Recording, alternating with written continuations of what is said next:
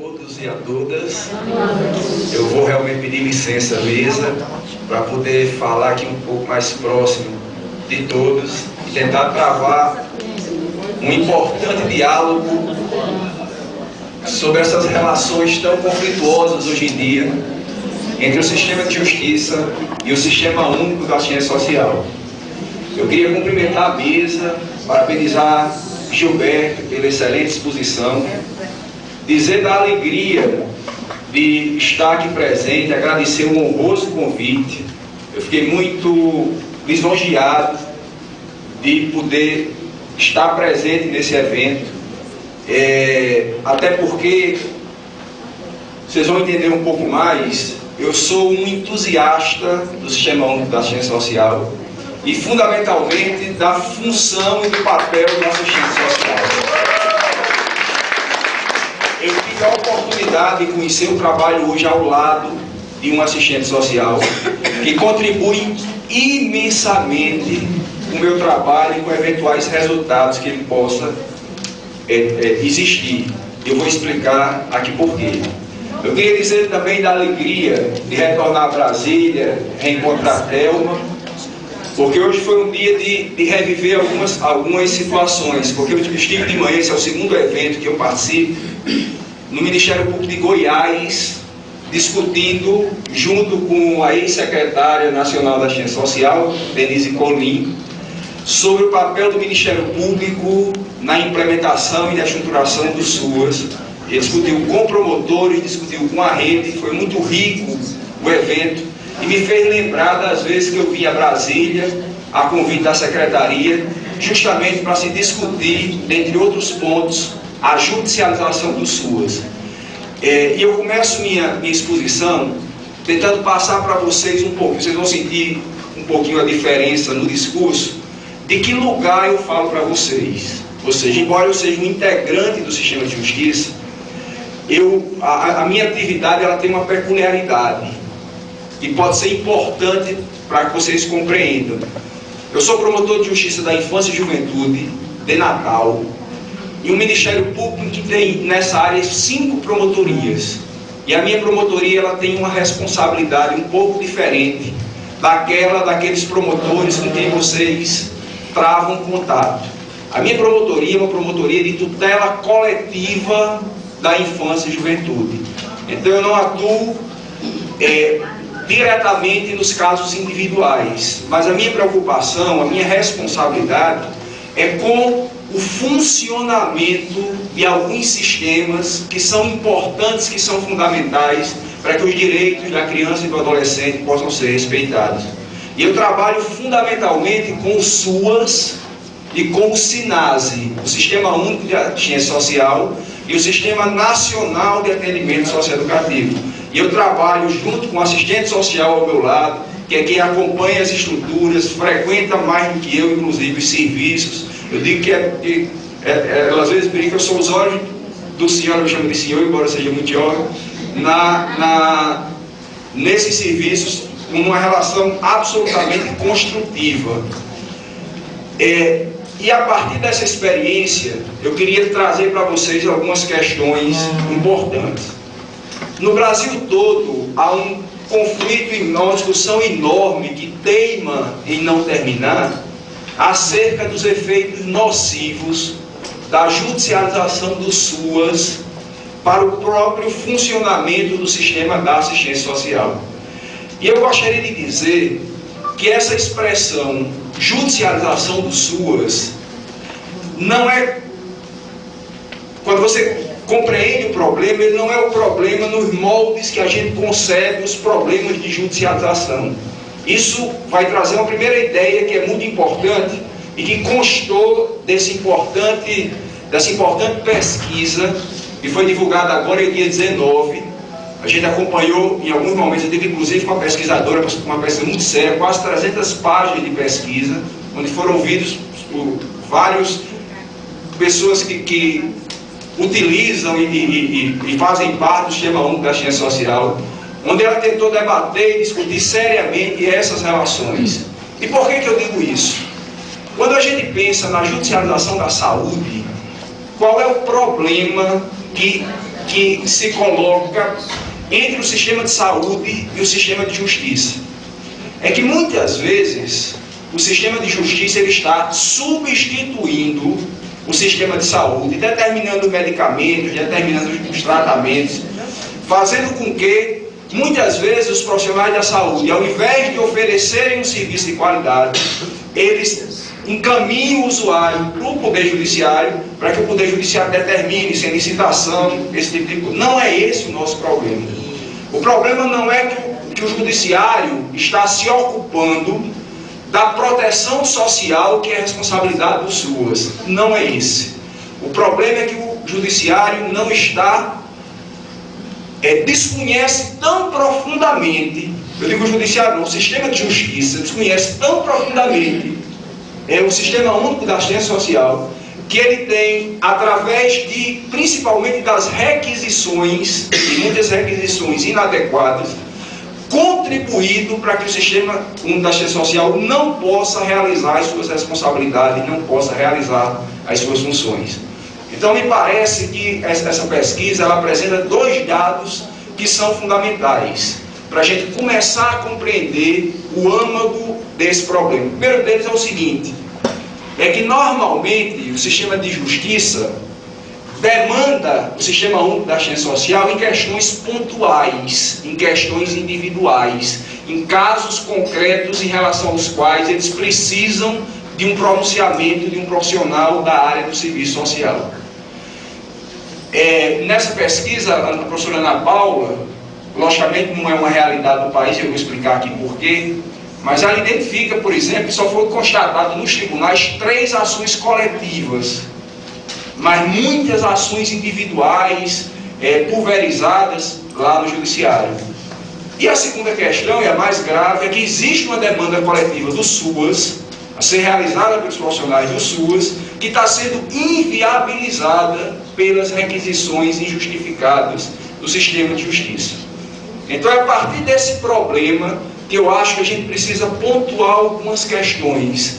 E aí eu concordo muito com o Gilberto, quando ele diz que o desconhecimento, às vezes, ele é recíproco. Tanto o Sistema Único da Assistência Social não conhece as particularidades do sistema de justiça, como o sistema de justiça, mais ainda, desconhece o funcionamento do Sistema Único da Assistência Social. E essa questão é muito importante para que a gente possa trabalhar adequadamente essas questões.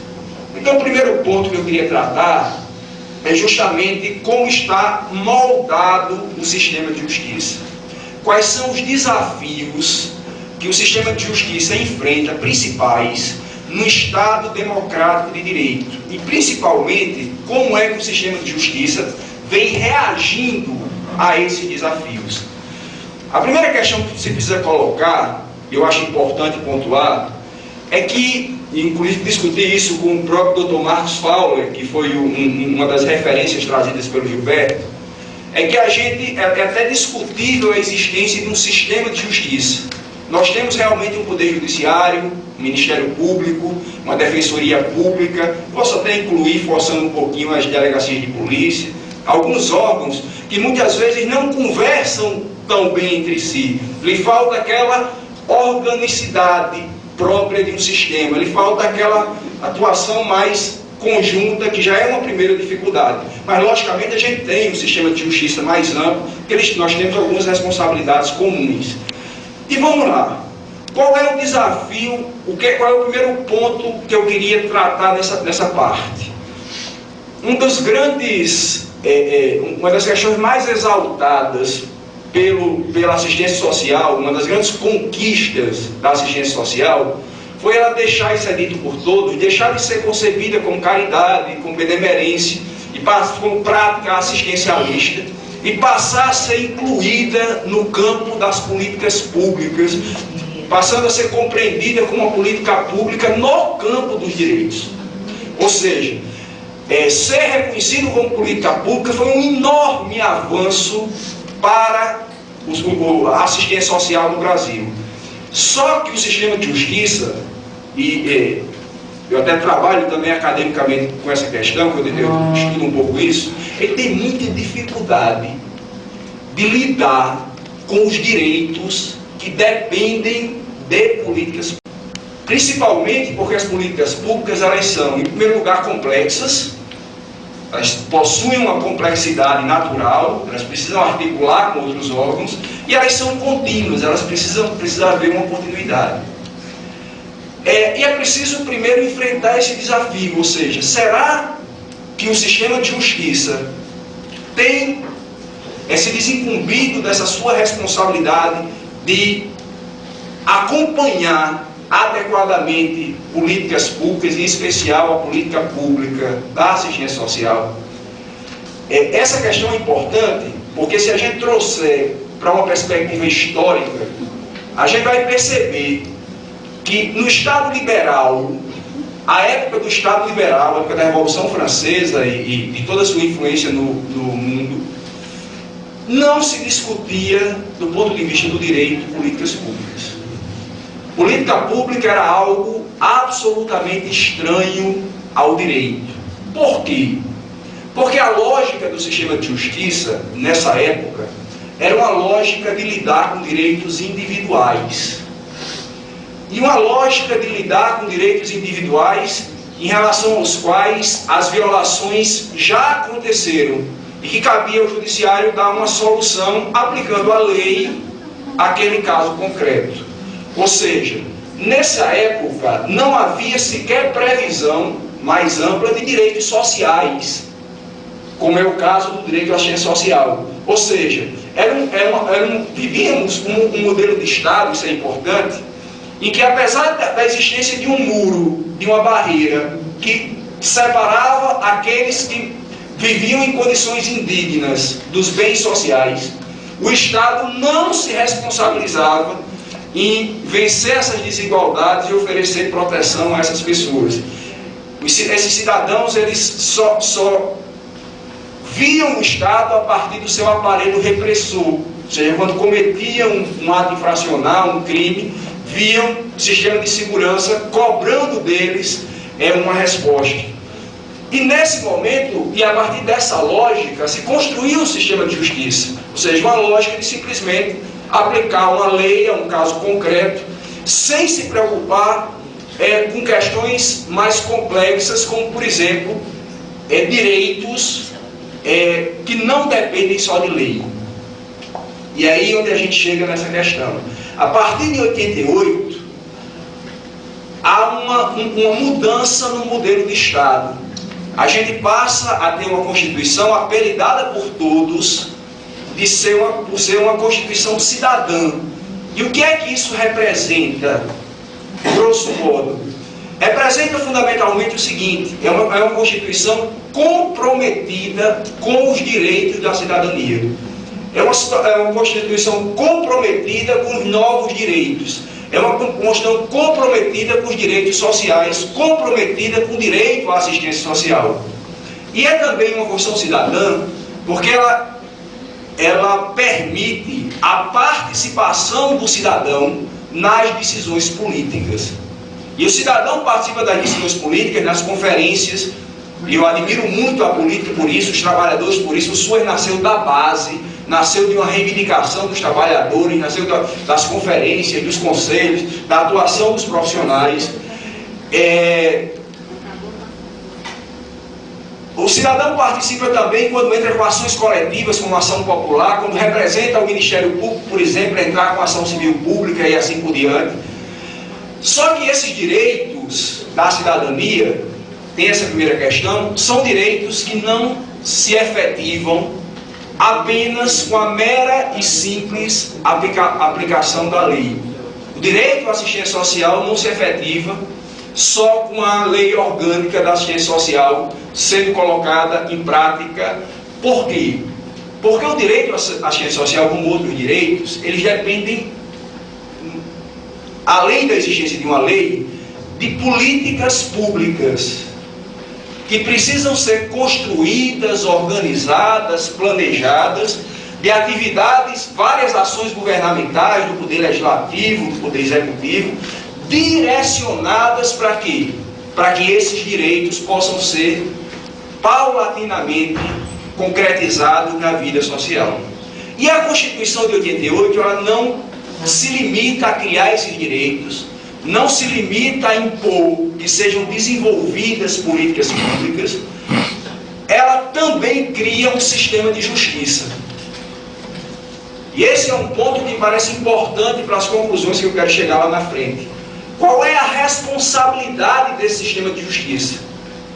É quando essas políticas públicas não são desenvolvidas, quando as estruturas que são colocadas em prática para que as políticas sejam efetivadas, elas são estruturas viciadas, quando essas políticas estão desorganizadas, quando existem interferências que prejudicam o funcionamento dessa política, e você não consegue resolver diretamente com as partes envolvidas, é necessário e natural que exista um sistema de justiça responsável por quê? Por cobrar que aquela violação ao direito seja superada, para exigir que o direito seja respeitado, para contribuir com essa construção dessa política.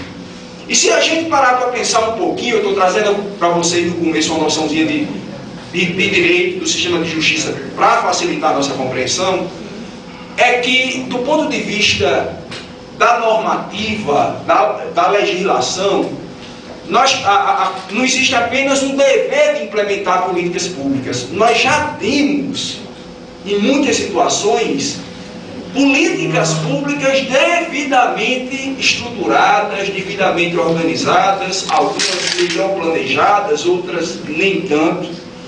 Ou seja, nós temos um novo instrumental em relação ao qual o direito ainda não conseguiu trabalhar com qualidade. Ou seja, a partir dessa compreensão, é preciso concluir que o sistema de justiça ele precisa conhecer o SUIS para poder agir dentro dessa política. Ele precisa conhecer o SUAS, ele precisa conhecer o SINASE, ele precisa estar informado de como essa política funciona para estabelecer atuações dentro dessa política. Não sei se vocês estão compreendendo. E a imagem que me passa, eu já antecipo uma coisa que eu ia dizer um pouquinho na frente, é que do ponto de vista normativo, do ponto de vista da regulação, a política da assistência social, o Sistema Único de Saúde, na minha visão, apesar de precisar ainda, como qualquer instituição de avanços, ele está muito bem estruturado. Ou seja, nós temos o financiamento da política, que é essencial para que qualquer política funcione. Nós temos as competências dos entes federativos bem definidas. Nós temos o controle social estabelecido. Nós temos as equipes de referência, os recursos humanos identificados nas normativas. Nós temos os recursos materiais, os espaços físicos. Nós temos diretrizes e normas que organizam o funcionamento dos serviços. Nós temos os serviços delineados, nós temos uma tipificação adequada. É muito diferente, por exemplo, não sei se vocês trabalham também, mas tem uma interface com outra política que eu acompanho, o SINASE, em que não há definição, por exemplo, de financiamento. O SINASE, é só um parêntese, até porque foi uma resposta contra a busca pela redução da maioridade penal, ele simplesmente determinou que União, Estados e municípios fizessem planos e a partir daí se implementasse um sistema de forma absolutamente fragilizada do ponto de vista da regulação.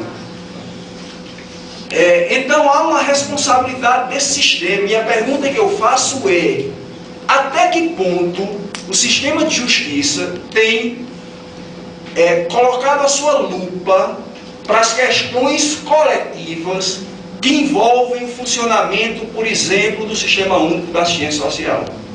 O reconhecimento na pesquisa de que o relacionamento que hoje está em crise entre sistema de justiça e Sistema Único da Assistência Social se dá em demandas individuais, eu faço uma pergunta de um ponto de vista contrário: qual é a contribuição que o sistema de justiça tem dado para que a política tal qual ela está definida, ela possa se efetivar na prática?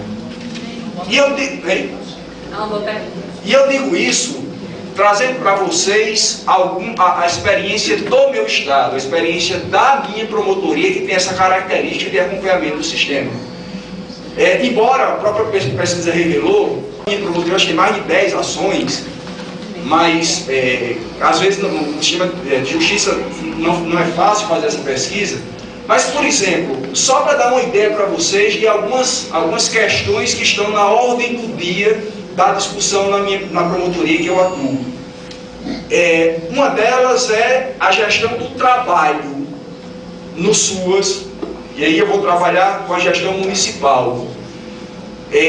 Como eu tenho essa atribuição de acompanhar o sistema, a gente levantou que o principal problema de funcionamento do SUAS em Natal, num determinado momento, era a gestão do trabalho. E eu vou contar uma historinha muito rápida para vocês entenderem. Na época em que eu comecei na promotoria, mais de 70% dos servidores da assistência social e da secretaria como um todo eram provenientes de um conveniamento, de um convênio com uma ONG. E essa ONG, ela estava sob intervenção judicial em razão de um desfalque astronômico de recursos. Vivia-se uma época, inclusive, em que a secretaria ficou proibida de contratar, porque a gente já sabia que a ONG iria ser extinta. Nesse momento, até um pouco antes disso, a gente sentou, até na época da transição com o prefeito da época, que hoje é o prefeito atual, que tinha vencido as eleições, ele se comprometeu a realizar um concurso, mas pediu um prazo mais largo, mas o tempo não foi possível. Então a gente ajuizou uma ação civil pública, e dentro dessa ação civil pública foi realizada uma contratação temporária, porque havia necessidade de se desvincular da ativa dessa ONG, e já foi realizada, já temos servidores funcionando ainda num vínculo precário, mas diferente do conveniamento, e já tem um outro acordo judicial para a realização de concurso público, que deve ser homologado até 29 de fevereiro do próximo ano. 29 de fevereiro do próximo ano. Ou seja, a partir dessa atuação do Ministério Público, diante do grave problema, nós trabalhamos o problema da gestão do trabalho, através de quê? De uma ação civil pública que resultou em algumas providências e está reconstruindo ou construindo o sistema único da assistência social. Nós temos ações relacionadas com a regionalização do serviço de acolhimento. Foi instalado um serviço de acolhimento ainda funcionando de forma precária, porque é um problema gravíssimo no Estado. A partir dessa atuação, o Estado do Rio Grande do Norte é um Estado cujo cofinanciamento do Estado em relação à política é zero. Apesar de existir lei, ainda um pouco ou seja, não existe política sem financiamento. Ou seja, nós entramos com a ação, pedimos ao Judiciário que determinasse, já nós conhecemos toda a pactuação, como é que tem que acontecer o cofinanciamento, mas simplesmente a CIB se reúne uma vez no ano. Fazia 6 meses que a CIB não se reunia, então a gente pediu que ele determinasse o valor do orçamento e determinasse que a CIB se reunisse, que fosse pactuado, como tem que ser do ponto de vista da política. Não conseguimos eliminar, mas essa ação teve um efeito para a política. Qual foi? A nova gestão reuniu a CIB, a nova gestão aprovou, com base no orçamento, a utilização total do valor, que era um valor pequeno, 300 mil reais, já está liberando esse valor, que atrasou um pouco, mas já incluiu 1.200.000, 4 vezes mais, para o próximo ano, e a CIB está se reunindo, e a gente começa a ter cofinanciamento no Estado do Rio Grande do Norte. Estruturação dos CRAs, dos CREAs, nós acompanhamos de perto, chegaram os profissionais dos CRAs, dos CREAs, mas nós começamos a cobrar no PAIF, no PAEF, a realização de atividades, fundamentalmente de atividades em grupo, mas não se tinha materiais socioeducativos, ou seja, a Secretaria não conseguia licitar. Entramos com ação civil pública, estamos tabulando um acordo para chegar os materiais socioeducativos. Reordenamento das medidas socioeducativas em meio aberto. Lá no meu estado, vocês vão entender porque eu estou tratando dessas questões. Lá no meu estado, nós tivemos um problema muito sério com o meio fechado, que não é responsabilidade do município, não tem ligação com o SUAS. Mas a situação foi tão grave, o abandono foi tão grande, as interdições nas unidades foi tão gritante, que foi necessário e nós conseguimos que o juiz determinasse uma intervenção judicial na fundação responsável pelo meio fechado. Ou seja, hoje quem gere a fundação já fez contratação temporária, já reformou todas as unidades, já capacitou as pessoas, já encaminhou inclusive um plano de cargos, carreira e salários, ou remodelou a unidade, é o Poder Judiciário, através de uma intervenção judicial. E nós trabalhamos junto com o Serviço de Mídias Socioeducativas para quê? Se a lógica que nós estamos trabalhando é a lógica da não reincidência, é a lógica de trabalhar com as famílias, quando o adolescente pratica o primeiro ato infracional, não adiantava nada se fortalecer o meio fechado, se não fosse feito um trabalho com o meio aberto. Então nós estamos trabalhando lá um fluxo, um reordenamento do meio aberto, que vai ser apresentado na próxima semana. E chegamos então no ponto que nos interessa. Durante o processo que nós trabalhamos, eu já vou dar a ideia do processo, uma das coisas que mais nos chamou a atenção é que nós estávamos lutando, nós estávamos desenvolvendo todo um trabalho em prol da efetivação do direito à assistência social a partir da política que foi estabelecida pelo Poder Legislativo, pelo Poder Executivo, discutida com a sociedade. E nos deparamos com a seguinte situação. Os profissionais, no caso do meu estado, os CREAS, mas isso acontece com os CRAs em muitos municípios do interior, teve uma profissional que chegou para mim e fez: doutor, eu só quero uma coisa do senhor, eu só quero poder fazer aquilo que é responsabilidade da minha profissão dentro da minha atividade, porque nós estamos consumidos com requisições do Poder Judiciário, do Ministério Público, dos conselhos tutelares, aí não é só o sistema de justiça, é o sistema de garantia de direitos, principalmente em relação ao Disque 100 e assim por diante. Em razão disso, nós nos propusemos, e também em função de todo um trabalho que a gente já vinha fazendo aqui com a Secretaria, em atacar essa questão.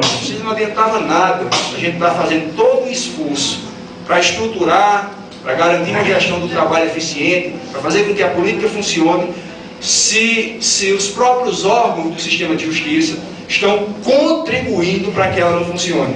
Eu uso uma expressão que Thelma gosta, eu digo que, inclusive, essa expressão me foi muito visível numa reunião em que a Secretaria convidou o Conselho Nacional de Justiça e alguns juízes auxiliares do Conselho Nacional de Justiça começaram a defender o poder de requisição, e eu parei para pensar, e à luz da minha experiência eu disse: gente, deixa eu fazer eu queria só entender uma coisa. Que Estado é esse que nós somos, enquanto Ministério Público, representantes do Estado, estamos com uma mão exigindo que a política se adeque à Constituição, às normativas, cobrando para que haja concurso público, para que haja estruturação, para que haja um funcionamento adequado, cobrando para que a política e o direito à assistência social se torne realidade, e com a outra mão nós estamos impedindo que isso seja realizado. Ou seja, eu usei essa expressão que ela gostou, é um Estado autofágico. É um Estado, inclusive a professora Ana Paula usou na apresentação da pesquisa dela, que eu assisti quase 3 horas de vídeo, e ela usou essa expressão. Ou seja, nós estamos vivendo um Estado autofágico. O Estado, ele está se comendo, ele está se destruindo sem perceber, quando na verdade a principal responsabilidade do sistema de justiça é a efetivação do direito à assistência social, é exigir que, principalmente do poder público, que tome as medidas necessárias para adequar o serviço ao que está definido na política, e não, através de outros meios, tomar medidas que contribuem para que o que é necessário ser feito não possa ser feito por falta de condições no serviço. Em razão disso, nós fizemos uma discussão com o Poder Judiciário, se mostrou até sensível, mas havia um projeto de regionalização, mas foi ficando, como a gente sabe que acontece, mais para frente, e eu me deparei com a seguinte situação, que para mim é um passo importante, e eu queria noticiar isso para vocês. Eu me deparei com uma situação em que foi construído, a partir do sistema de justiça, do Ministério Público, um fluxo para o Disque 100, na área da infância e da juventude. E nesse fluxo ficou definido, e os conselhos tutelares estiveram presentes,